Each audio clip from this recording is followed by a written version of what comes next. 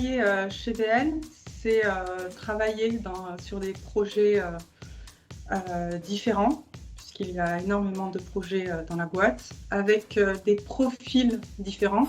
Il y a des personnes de tout âge qui travaillent sur des technos différentes. Savoir faire preuve de polyvalence. Voilà, moi j'interviens sur divers sujets, architecture, spécification, implémentation, dans plusieurs langages, front, back, etc., du DevOps.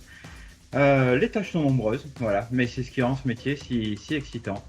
Et puis l'entraide est toujours de mise, donc c'est très enrichissant. Ouais, développeur chez BL, c'est varié et toujours intéressant. Nous mêlons tous quasiment les compétences front et back. Et nous nous plongeons de plus en plus dans l'univers de l'Ops, de l'intégration et du déploiement continu. Il faut aimer travailler dans un contexte masculin, mais on apprécie, quand on est une femme, d'apporter sa petite touche féminine dans les projets et les différentes La approches. surreprésentation des femmes dans les métiers du développement, ça me paraît un peu lié à des mythes un peu infondés, quoi.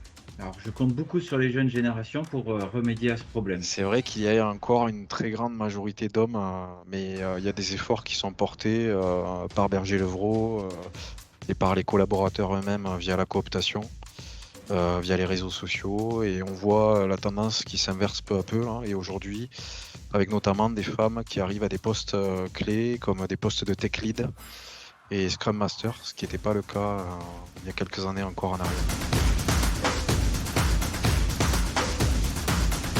J'aime la stratégie, j'aime le puzzle, j'aime construire des choses et le faire en collaboration avec des gens, et travailler dans le monde du développement, c'est un peu tout ça. L'info, le dev, la domotique, etc. sont mes passions.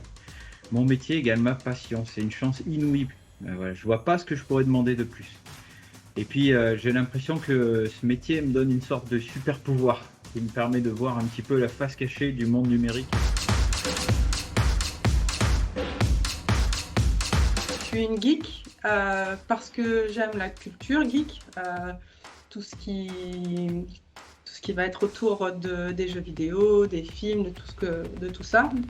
Évidemment, j'ai plein de collègues qui sont aussi des geeks, mais on n'est pas forcément geek lorsqu'on est développeur. Alors pour ma part, oui, c'est clairement le cas.